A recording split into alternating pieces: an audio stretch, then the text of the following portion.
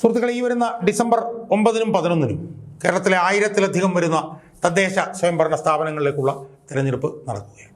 അതിൽ പഞ്ചായത്തിലേക്ക് തിരഞ്ഞെടുപ്പുണ്ട്, പല പല തട്ടുകളിലേക്ക് തിരഞ്ഞെടുപ്പുണ്ട്, കോർപ്പറേഷനിലേക്ക്, ജില്ലാ പഞ്ചായത്തിലേക്ക്, മുനിസിപ്പാലിറ്റിയിലേക്ക്, ബ്ലോക്ക് പഞ്ചായത്തിലേക്കൊക്കെ ഉണ്ട്. ആ തിരഞ്ഞെടുപ്പുകളൊക്കെ നടക്കുന്നുണ്ട്. പക്ഷേ ആ തിരഞ്ഞെടുപ്പിൽ വെച്ച് ഏറ്റവും ശ്രദ്ധാകേന്ദ്രമായിരിക്കുന്ന ഒരു തിരഞ്ഞെടുപ്പ് തിരുവനന്തപുരം കോർപ്പറേഷനിലേക്ക് നടക്കുന്ന തിരഞ്ഞെടുപ്പാണ്. അത് തിരുവനന്തപുരം ഒരു തലസ്ഥാന നഗരി ആണ് എന്നുള്ളത് കൊണ്ടല്ല, മറുഭാഗത്ത് ഈ 9-ാം തീയതി നടക്കാൻ പോകുന്ന കോർപ്പറേഷൻ തിരഞ്ഞെടുപ്പിൽ തിരുവനന്തപുരം കോർപ്പറേഷനിൽ BJP അധികാരത്തിൽ വരുമോ ഇല്ലയോ എന്നുള്ളതാണ് കേരളത്തിലൊട്ടാകെയുള്ള ആളുകൾ ഉറ്റുനോക്കിക്കൊണ്ടിരിക്കുന്ന ഒരു പ്രധാനപ്പെട്ട സംഭവം. മറ്റ് കോർപ്പറേഷനുകൾ, മറ്റ് തദ്ദേശ സ്വയംഭരണ സ്ഥാപനങ്ങളൊക്കെ അതിനേക്കാളൊക്കെ പ്രാധാന്യത്തോടു കൂടി ജനങ്ങളും രാഷ്ട്രീയ പാർട്ടികളും തിരുവനന്തപുരം കോർപ്പറേഷനിൽ BJP അധികാരത്തിൽ വരുമോ ഇല്ലയോ ഇത് ഉറ്റുനോക്കിക്കൊണ്ടിരിക്കുകയാണ്. ഇതിൻ്റെ കാരണം എന്താ? ഇതിൻ്റെ കാരണം എന്ന് പറയുന്നത് 2020 നടന്ന തിരുവനന്തപുരം കോർപ്പറേഷൻ തെരഞ്ഞെടുപ്പിൽ 100 സീറ്റുകളിലേക്ക് 100 വാർഡുകളിലേക്ക് നടന്ന തെരഞ്ഞെടുപ്പിൽ BJPക്ക് 35 കൗൺസിലർമാർ വരെ ഉണ്ടാക്കാൻ കഴിഞ്ഞു. എനിക്കൊന്ന് കേരളത്തിലെ മറ്റ് കോർപ്പറേഷനുകളിലായിട്ട് നോക്കുമ്പോൾ ഏറ്റവും കൂടുതൽ കൗൺസിലർമാരുള്ള ഒരു കോർപ്പറേഷൻ, BJPക്ക് കൗൺസിലർമാരുള്ള കോർപ്പറേഷൻ തിരുവനന്തപുരമാണ് എന്നതാണ് വസ്തുത. 100-ൽ 35. കഴിഞ്ഞ 5 വർഷക്കാലവും LDF ഈ കോർപ്പറേഷൻ ഭരിച്ചിരുന്നത് 52 പേരുടെ ഭൂരിപക്ഷത്തിലായി. 35 BJPക്ക്, കോൺഗ്രസിന് എന്തോ 8-ഓ 10-ഓ മാത്രമാണ് ഉണ്ടായിരുന്നത്. അപ്പോൾ ആ പശ്ചാത്തലത്തിൽ BJPക്ക് ഇപ്പോൾ കഴിഞ്ഞ തെരഞ്ഞെടുപ്പിൽ 35 കൗൺസിലർമാരുണ്ടായിരുന്നുകൊണ്ട് അവർ അധികാരത്തിൽ വരും എന്നുള്ള നിലയിലുള്ള ചർച്ചകളാണ് വ്യാപകമായി നടന്നുകൊണ്ടിരിക്കുന്നത്. എന്നാൽ അവരധികാരത്തിൽ വരാനുള്ള സാധ്യത ഉണ്ടോ, അത് കൂടുതലാണോ, അത് കുറവാണോ എന്നുള്ള ഒരു ചർച്ച ഒരല്പം വിശദമായി നടത്താൻ വേണ്ടിയിട്ടാണ് ഞാൻ ഈ വീഡിയോയിലൂടെ ശ്രമിക്കുന്നത്. സുഹൃത്തുക്കളെ, 2020 തെരഞ്ഞെടുപ്പിൽ തിരുവനന്തപുരം കോർപ്പറേഷനിൽ 35 കൗൺസിലർമാർ BJPക്ക് ലഭിച്ചു എന്നത് ഒരു വസ്തുത തന്നെയാണ്. പക്ഷേ ആ 35 കൗൺസിലർമാർ, എനിക്ക് തോന്നുന്നു 10-15 കൗൺസിലർമാരുടെ എണ്ണമാണ് കൂടി നിൽക്കുന്നത്. 2015-ലേതോ 2022 മറ്റോ ആയിരുന്നു അവർക്കുണ്ടായിരുന്നത് എന്നാണ് എനിക്ക് തോന്നുന്നത്. അതാണ് 35-ലേക്ക് വന്നത്. നമ്മൾ ആദ്യം വിശകലനം ചെയ്യേണ്ടത് എന്തുകൊണ്ടാണ് 2020 നടന്ന തദ്ദേശ സ്വയംഭരണ കോർപ്പറേഷൻ തെരഞ്ഞെടുപ്പിൽ BJPക്ക് തിരുവനന്തപുരത്ത് 35 കൗൺസിലർമാരെ ലഭിച്ചത് എന്നതാണ്. അതാണ് നമ്മൾ ആദ്യമായി ചർച്ച ചെയ്യേണ്ട ഒരു പ്രധാനപ്പെട്ട വിഷയം. ഇത് BJPയുടെ വലിയ സ്വാധീനം കൊണ്ടാണോ അതോ വേറെ എന്തെങ്കിലും ഘടകങ്ങൾ കൊണ്ടാണോ ഈ 35 കൗൺസിലർമാരെ കിട്ടിയത്? സുഹൃത്തുക്കളെ, അങ്ങനെ നോക്കുമ്പോൾ നമുക്ക് കാണാൻ കഴിയുന്നൊരു കാര്യം എന്താ? 2020 തെരഞ്ഞെടുപ്പിൽ തിരുവനന്തപുരം കോർപ്പറേഷനിൽ ഏതാണ്ട് 25-ലധികം വാർഡുകളിൽ കോൺഗ്രസിന് റിബൽ സ്ഥാനാർത്ഥികൾ ഉണ്ടായിരുന്നു. അതുകൊണ്ട് 28 വാർഡുകളിൽ ഉണ്ടായിരുന്നു, അല്ലെങ്കിൽ 25 വാർഡുകളിൽ, എന്തായാലും 25-നും 28-നും ഇടയ്ക്ക് വാർഡുകളിൽ കോൺഗ്രസിന് റിബൽ സ്ഥാനാർത്ഥികൾ ഉണ്ടായിരുന്നു. അപ്പോൾ അതിൻ്റെ അർത്ഥം എന്താ? കോൺഗ്രസ് തെരഞ്ഞെടുപ്പ് രംഗത്തേ ഉണ്ടായിരുന്നില്ല എന്നാണ്. കാരണം റിബലുകൾ അത്രയ്ക്ക് ശക്തമായിരുന്നു കോൺഗ്രസിന്. അപ്പം കോൺഗ്രസ് തെരഞ്ഞെടുപ്പ് രംഗത്ത് ഉണ്ടായിരുന്നില്ല. BJPയും CPM-ഉം തമ്മിലായിരുന്നു മത്സരം. BJP അന്നും ശക്തമായിരുന്നു. അന്ന് ആ തെരഞ്ഞെടുപ്പിൽ ഉണ്ടായൊരു പ്രധാനപ്പെട്ട സംഭവം എന്താ? പ്രധാനപ്പെട്ട സംഭവം CPM-ന്റെ അണികളുടെ വലിയ തോതിലുള്ള വോട്ടുകൾ 2020 കോർപ്പറേഷൻ തെരഞ്ഞെടുപ്പിൽ BJPയിലേക്ക് ചാഞ്ഞു. അതാണ് BJPക്ക് 35 കൗൺസിലർമാരെ ഇവിടെ ലഭിക്കാൻ കാരണം CPM-ന്റെ പല ഉറച്ച കോട്ടകളിലും 2020 BJP ജയിക്കുകയുണ്ടായി. എങ്ങനെ ജയിച്ചു? അത് BJPയുടെ വലിപ്പം കൊണ്ടല്ല ജയിച്ചത് എന്ന് നമ്മൾ മനസ്സിലാക്കണം. അന്ന് 2020 തെരഞ്ഞെടുപ്പിൽ CPM-ന്റെ താഴെത്തട്ടിലെ അണികളുടെ വോട്ട് വലിയ തോതിൽ BJPക്ക് കിട്ടാനുള്ള കാരണം CPM-ന്റെ കോർപ്പറേഷൻ വരാതിരിക്കുക എന്ന CPM-ന്റെ താഴെത്തട്ടിലുള്ള അണികളുടെ ഒരു തന്ത്രത്തിൻ്റെ ഭാഗമായിരുന്നു എന്ന് നമ്മൾ കാണണം. കാരണം CPM-ന്റെ കോർപ്പറേഷൻ എന്ന് പറയുന്നത് 2-3-4 പ്രാവശ്യമായിട്ട് CPM ഭരിച്ചുകൊണ്ടിരിക്കുന്നതിനിടയിൽ അടിസ്ഥാനത്തിൽ വലിയ തോതിൽ അഴിമതിയുടെ കൂത്തരങ്ങായിരുന്നു CPM-ന്റെ കോർപ്പറേഷൻ ഭരണം. അപ്പോൾ CPM-ന്റെ കോർപ്പറേഷൻ ഭരണത്തിനെ പുറത്താക്കണം എന്നുള്ള ബോധ്യം CPM-ന്റെ അണികൾക്ക്, താഴെത്തട്ടിലെ അണികൾക്കുണ്ടായിരുന്നു. അങ്ങനെ വരുമ്പോൾ അവർ നോക്കിയപ്പോൾ അവരുടെ മുമ്പിൽ 2 ഓപ്ഷനാണ് ഉണ്ടായിരുന്നത്. ഒന്ന് BJPക്ക് വോട്ട് ചെയ്യുക, അല്ലെങ്കിൽ കോൺഗ്രസിന് വോട്ട് ചെയ്യുക. അവർ കോൺഗ്രസിലേക്ക് വോട്ട് ചെയ്യാൻ നോക്കിയപ്പോൾ എന്താ? കോൺഗ്രസ് തെരഞ്ഞെടുപ്പ് രംഗത്ത് പോലുമില്ല. 25-ലധികം വാർഡുകളിൽ കോൺഗ്രസിന് റിബലുകൾ. അപ്പോൾ പിന്നെ CPM-ന്റെ ഭരണത്തിനെ പുറത്താക്കണമെങ്കിൽ CPM-ന്റെ താഴെത്തട്ടിലുള്ള അണികൾക്കുള്ള ഒറ്റ ഓപ്ഷൻ എന്തായിരുന്നു? Was to vote for the BJP. കാരണം CPM-ന് കോൺഗ്രസിന് വോട്ട് ചെയ്തിട്ട് കാര്യമില്ല. കാരണം കോൺഗ്രസിന് മുഴുവൻ റിബലുകളാണ്. ആർക്കാണ് വോട്ട് ചെയ്യുന്നത് അറിയില്ല. ആ സാഹചര്യത്തിൽ കോൺഗ്രസിന് റിബലുകളുള്ള കോൺഗ്രസിന് വോട്ട് ചെയ്ത് കഴിഞ്ഞാൽ CPM വീണ്ടും അധികാരത്തിൽ വരാനാണ് സാധ്യത എന്നുള്ളത് കൊണ്ട് CPM-ന്റെ വലിയ തോതിലുള്ള താഴെത്തട്ടിലുള്ള അണികൾ CPM-ന്റെ കോർപ്പറേഷൻ, അഴിമതി കോർപ്പറേഷൻ വരാതിരിക്കുക എന്നുള്ള ഉദ്ദേശ ലക്ഷ്യത്തോടുകൂടി വ്യാപകമായി BJPക്ക് വോട്ട് ചെയ്തതുകൊണ്ടാണ് BJPക്ക് 2020 35 കൗൺസിലർമാരെ കിട്ടിയത്. അതുകൊണ്ട് മാത്രമാണ് CPM-ന് വെറും 52 കൗൺസിലർമാരിലേക്ക് ചുരുങ്ങേണ്ടി വന്നത്.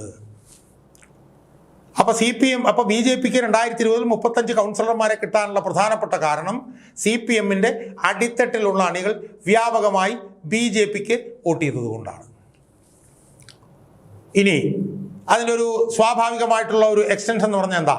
2025 തെരഞ്ഞെടുപ്പിൽ BJPക്ക് തിരുവനന്തപുരം കോർപ്പറേഷൻ പിടിച്ചെടുക്കണമെന്നുണ്ടെങ്കിൽ 2020 BJPക്ക് വോട്ട് ചെയ്ത CPM-ന്റെ അണികൾ അതിനേക്കാൾ വ്യാപകമായി BJPക്ക് വോട്ട് ചെയ്താൽ മാത്രമേ 35 കൗൺസിലർമാരുള്ള BJPക്ക് 50-ലധികം കൗൺസിലർമാരുമായിട്ട് അധികാരത്തിൽ വരാൻ പറ്റുള്ളൂ.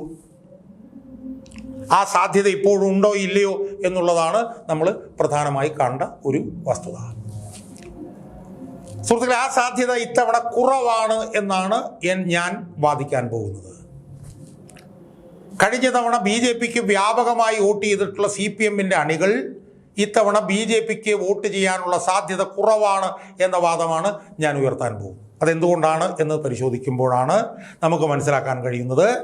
കഴിഞ്ഞ തവണ 25 സീറ്റുകളിൽ മുകളിലേക്ക് കോൺഗ്രസിന് തിരുവനന്തപുരം കോർപ്പറേഷനിൽ റിബലുകൾ ഉണ്ടായിരുന്നുവെങ്കിൽ ഇത്തവണ 2-3 വാർഡുകളിലേക്ക് മാത്രമേ റിബലുകൾ ഉണ്ടായിരുന്നുള്ളൂ. ആ റിബലുകളെല്ലാം കോൺഗ്രസ് പുറത്താക്കുകയും ചെയ്തു. അപ്പോൾ കോൺഗ്രസിന് ഫലത്തിൽ ഈ 2025 തിരുവനന്തപുരം കോർപ്പറേഷൻ തെരഞ്ഞെടുപ്പിൽ റിബൽ ശല്യം ഇല്ല എന്ന് വരുന്നു. റിബൽ ശല്യം ഇല്ല എന്ന് വരും. 2 കോർപ്പറേഷൻ തെരഞ്ഞെടുപ്പിലെ കോൺഗ്രസിൻ്റെ സ്ഥാനാർത്ഥികൾ 2020 വളരെ വളരെ ഭേദമാണിപ്പോൾ. 2020 8 സീറ്റ് മാത്രമാണ് ഉണ്ടായിരുന്നത്. വളരെ ദുർബലരായിട്ടുള്ള കോൺഗ്രസിൻ്റെ സ്ഥാനാർത്ഥികളാണ് ഉണ്ടായിരുന്നത്. എന്നാൽ ഇത്തവണത്തിൻ്റെ കോൺഗ്രസിൻ്റെ കണ്ടിജന്റ് എന്ന് പറയുന്നത് ജനങ്ങളുടെ ഇടയിൽ ആവേശം ഉയർത്താൻ കഴിയുന്ന ഒരു സ്ഥാനാർത്ഥി നിർണയമാണ് കോൺഗ്രസിന് ഇത്തവണ നടത്താൻ കഴിഞ്ഞിട്ടുള്ളത് എന്നാണ് ഞാൻ മനസ്സിലാക്കുന്നത്. അതിലേറ്റവും പ്രധാനം എന്ന് പറയുന്നത് അവരുടെ മേയർ സ്ഥാനാർത്ഥി തന്നെയാണ്, KS ശബരിനാഥൻ. എനിക്ക് ശബരിനാഥനുമായി ബന്ധപ്പെട്ട് പല അഭിപ്രായ വ്യത്യാസങ്ങളൊക്കെ ഉണ്ട്. അഭിപ്രായ വ്യത്യാസങ്ങളൊക്കെ ഞാനിപ്പോഴും നിലനിർത്തുന്നു എന്ന് പറഞ്ഞുകൊണ്ട് തന്നെ ഈ 3 മുന്നണികളും എടുത്തു നോക്കിയാൽ മേയർ സ്ഥാനാർത്ഥി എന്നുള്ള നിലയിൽ കോൺഗ്രസിൻ്റെ UDFൻ്റെ മേയർ സ്ഥാനാർത്ഥിയായ KS ശബരിനാഥന് വലിയൊരു മുൻതൂക്കമുണ്ട് എന്നുള്ള കാര്യത്തിൽ യാതൊരു തർക്കവുമില്ല. അയാളൊരു MLA ആയിരുന്നു. അയാൾ വിദ്യാസമ്പന്നനായിട്ടുള്ള ഒരു ചെറുപ്പക്കാരനാണ്. ഭരണ മികവ് ഉണ്ട് എന്ന് കരുതപ്പെടുന്ന ഒരു ചെറുപ്പക്കാരനാണ്. അപ്പോൾ മേയർ സ്ഥാനാർത്ഥി എന്നുള്ള നിലയിൽ അയാൾക്ക് ഒരു വലിയ മുൻതൂക്കം. BJPയുടെ മേയർ സ്ഥാനാർത്ഥി എന്ന് പറയുന്നത് ശ്രീലേഖ IPS എന്ന് പറഞ്ഞാൽ അവർക്ക് എന്താണ് അവരുടെ രാഷ്ട്രീയ സാധ്യത എന്ന് എനിക്ക് മനസ്സിലാവുന്നില്ല. അവർ കുറച്ച് നാൾ DGP ആയിട്ടിരുന്നിട്ട് റിട്ടയർ ചെയ്ത് BJPയിലേക്ക് വന്നിട്ട് ഇങ്ങനെ തൊഴുകൈകളോട് നിൽക്കുന്നു എന്നുള്ളതല്ലാതെ അവർക്ക് രാഷ്ട്രീയമായി എന്തെങ്കിലും മേയർ ആവാനുള്ള എന്തെങ്കിലും ഒരു യോഗ്യത ഉണ്ടോ എന്ന് എനിക്ക് തോന്നുന്നില്ല. എന്ന് മാത്രമല്ല അവരുടെ രാഷ്ട്രീയ നിലപാടുകൾ, അവർ ദിലീപ് കുറ്റക്കാരനല്ല എന്ന് പറയുന്ന ഒരു വനിത, ആലോചിച്ച് നോക്കുക അവരുടെ ഒരു അവസ്ഥ. അവർക്ക് എന്ത് രാഷ്ട്രീയ പാരമ്പര്യമാണുള്ളത്? ഒരു രാഷ്ട്രീയ പാരമ്പര്യവും ഇല്ല. പോലീസ് ഭരണം നടത്തിയ പാരമ്പര്യമാണ് അവർക്കുള്ളത്. പോലീസ് ഭരണം നടത്തിയ പാരമ്പര്യമുള്ള ആൾക്ക് എങ്ങനെയാണ് മേയറാകാൻ കഴിയുക? അപ്പോൾ മേയറിൻ്റെ ഇത് എന്ന് മാത്രമല്ല CPM-ൽ ആരാണെന്ന് എനിക്കറിയില്ല. കടകംപള്ളിയുടെ ഏതോ ഒരു ബന്ധു, എന്തോ ഒരു ശ്രീകുമാറോ ഏതോ ദീപക് എന്നതാണ്ടൊക്കെ പറഞ്ഞിട്ട് ചില ആളുകളുടെ പേര് പറഞ്ഞു. അവരൊന്നും ചിത്രത്തിലുള്ളതായിട്ട് എനിക്ക് തോന്നുന്നില്ല. അപ്പോൾ മേയർ സ്ഥാനാർത്ഥി എന്നുള്ള നിലയിൽ കോൺഗ്രസിലെ ശബരിനാഥന് വലിയ മുൻതൂക്കമുണ്ട് എന്നാണ് ഞാൻ വിശ്വസിക്കുന്നത്. എന്ന് മാത്രമല്ല അവരുടെ മറ്റ് സ്ഥാനാർത്ഥികളോ സുരേഷ് എന്നോ കണ്ടു പറഞ്ഞിട്ട് മുട്ടടയിൽ നിന്ന് മത്സരിക്കുന്ന വനിതയ്ക്ക് ഉൾപ്പെടെ സാമാന്യം നല്ല ഒരു സ്ഥാനാർത്ഥി പട്ടികയുമായി കോൺഗ്രസിന് മുന്നോട്ട് വരാൻ കഴിഞ്ഞിട്ടുണ്ട്. അവർക്ക് ഇത്തവണ റിബലുകളില്ല എന്നുള്ളത് വളരെ പ്രകടമാണ്. അവർക്ക് അതൊരു മുൻതൂക്കമാണ്. എന്ന് മാത്രമല്ല കോൺഗ്രസ് അണികൾ താഴെത്തട്ടിൽ എണ്ണയിട്ട യന്ത്രം പോലെ പ്രവർത്തിക്കുന്നുണ്ട് എന്നുള്ളതും ഒരു വസ്തുത തന്നെ. എന്ന് മാത്രമല്ല രാഷ്ട്രീയ കാലാവസ്ഥയും അവർക്ക് അനുകൂലമാണ്. ശബരിമല കൊള്ള, ഭരണകൂടത്തിൻ്റെ തെറ്റായ നയങ്ങൾ, കോർപ്പറേഷനിലെ അഴിമതി നിറഞ്ഞ ഭരണം, അതെല്ലാം തന്നെ കൂടുതൽ നേട്ടമുണ്ടാക്കാൻ സാധ്യതയുള്ളത് UDFനാണ് എന്നാണ് എൻ്റെ ഒരു നിരീക്ഷണം.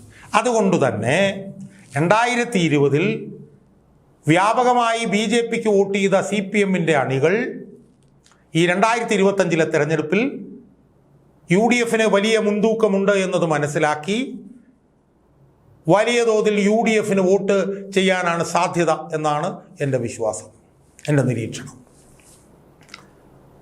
UDFന്റെ വോട്ടുകൾ മൊത്തം ഇത്തവണ UDFന് കിട്ടും. എന്നാൽ 2020 UDFന്റെ വോട്ടുകളെല്ലാം റിബലുകൾക്കൊക്കെ ആയി സ്പ്ലിറ്റായി പോവുകയാണ് ചെയ്തത്. അപ്പോൾ UDFന്റെ വോട്ട് ഒറ്റയടിക്ക് UDFന് കിട്ടും. അതോടൊപ്പം തന്നെ കഴിഞ്ഞ തവണ BJPക്ക് വോട്ട് ചെയ്ത CPMന്റെ അണികൾ വലിയ തോതിൽ ഇത്തവണ UDFന് വോട്ട് ചെയ്യുകയും കൂടെ ചെയ്താൽ UDF ഒരുപക്ഷെ അധികാരത്തിൽ വന്നാൽ പോലും അത്ഭുതമില്ല എന്നുള്ള നിരീക്ഷണമാണ് എനിക്ക് നടത്താനുള്ളത്. ഇവിടെ ശബരിമല കൊള്ളയൊക്കെ വലിയ തോതിൽ ഈ പറഞ്ഞ പോലെ UDFന് നേട്ടമുണ്ടാകാൻ സാധിക്കും. മറുഭാഗത്ത് BJP ഒറ്റക്കെട്ടായിട്ടാണ് നിൽക്കുന്നത് എന്നാണ് പുറമേ തോന്നുന്നതെങ്കിലും ഉള്ളിൻ്റെ ഉള്ളിൽ വലിയ തോതിലുള്ള വിഭാഗീയ പ്രവർത്തനങ്ങളുണ്ട്. കാരണം രാജീവ് ചന്ദ്രശേഖരൻ്റെ നേതൃത്വത്തിലാണ് ഇപ്പോൾ കോൺഗ്രസ് BJP ഇവിടെ കോർപ്പറേഷൻ തെരഞ്ഞെടുപ്പിലേക്ക് പോകുന്നത്. കോർപ്പറേഷനിൽ BJPക്ക് ഒരു അഡ്വാൻറ്റേജ് ഉണ്ടാക്കുകയും BJP കോർപ്പറേഷനിൽ അധികാരത്തിൽ വരികയും ചെയ്താൽ പിന്നെ ഈ മുരളീധര സുരേന്ദ്ര സഖ്യത്തിന് പിടിവിടുന്ന ഒരു സാഹചര്യം ഉണ്ടാകും. അതുകൊണ്ട് അത്തരത്തിൽ അടിയിൽ വിഭാഗീയ പ്രവർത്തനങ്ങൾ നടക്കുന്നുണ്ട് എന്നാണ് ഞാൻ മനസ്സിലാക്കുന്നത്. എന്ന് മാത്രമല്ല അഴിമതി ആരോപണങ്ങൾ ഒരുപാടുള്ള ആളുകൾ ഇപ്പോൾ VV രാജേഷിനെ കുറിച്ചിട്ടൊക്കെ വലിയ തോതിൽ അഴിമതി ആരോപണങ്ങളുണ്ട്. അവരൊക്കെ തന്നെ തെരഞ്ഞെടുപ്പിൽ മത്സരിക്കുന്നുണ്ട്. അതുപോലെ തന്നെ തെരഞ്ഞെടുപ്പ് രംഗത്തേക്ക് അവരിറങ്ങിയപ്പോൾ തന്നെ 2-3 BJPയുടെ ആളുകൾ ആത്മഹത്യ ചെയ്ത വിഷയവും കൂടി അവരെ ബാധിച്ചിട്ടുണ്ട്. അപ്പോൾ അവർക്ക് അത്തരത്തിലുള്ള തിരിച്ചടികളൊക്കെ അവർക്കുണ്ട്. അതുകൊണ്ട് തന്നെ ഇതെല്ലാം കൂടെ വെച്ച് നമ്മൾ പരിശോധിക്കുമ്പോൾ കഴിഞ്ഞ തവണ 8 മുതൽ 10 വരെ സീറ്റ് മാത്രമേ UDFന് ഉണ്ടായിരുന്നുള്ളൂവെങ്കിലും ഇത്തവണ KS ശബരിനാഥൻ്റെ നേതൃത്വത്തിൽ UDF ഇത്തവണ കേരളത്തിലെ തിരുവനന്തപുരത്തെ കോർപ്പറേഷൻ്റെ ഭരണത്തിലേക്ക് വന്നാൽ പോലും അത്ഭുതപ്പെടാനില്ല എന്നുള്ള നിരീക്ഷണമാണ് അടിത്തട്ടിൽ നിന്നുള്ള കാര്യങ്ങൾ മനസ്സിലാക്കുമ്പോൾ ഒരു പൊതുപ്രവർത്തകൻ എന്നുള്ള നിലയിൽ എനിക്ക് മനസ്സിലാക്കാൻ കഴിയുന്നത്. മറുഭാഗത്ത് CPM എന്ന് പറഞ്ഞത് ഇപ്പോൾ തെരഞ്ഞെടുപ്പ് രംഗത്ത് പോലുമില്ല എന്നുള്ളൊരു അവസ്ഥയാണ്. ഇവിടെ തെരഞ്ഞെടുപ്പ് ശരിക്കും മത്സരം നടക്കുന്നത് UDFും BJPയും തമ്മിലാണ്. CPMൻ്റെ തെരഞ്ഞെടുപ്പ് മെഷീനറി തന്നെ ആകെ നിർജീവമായി നിൽക്കുകയാണ് രാഷ്ട്രീയ കാരണങ്ങൾ കൊണ്ട്. അഴിമതി നിറഞ്ഞതായിരുന്നു UDFൻ്റെ ഭരണമെന്നുള്ളൂ. അപ്പോൾ ഇതെല്ലാം കൂടെ പരിശോധിക്കുമ്പോൾ 2025 തദ്ദേശ സ്വയംഭരണ സ്ഥാപന തെരഞ്ഞെടുപ്പിൽ എല്ലാവരും ഉറ്റുനോക്കിക്കൊണ്ടിരിക്കുന്ന തിരുവനന്തപുരം കോർപ്പറേഷനിൽ UDF അധികാരത്തിലെത്തിയാൽ പോലും അത്ഭുതമില്ല എന്നുള്ളതാണ് എനിക്ക് ഒരു പൊതുപ്രവർത്തകൻ എന്നുള്ള നിലയിൽ എൻ്റെ പ്രേക്ഷകരോട് ഈ അവസരത്തിൽ പറയാനുള്ളത്.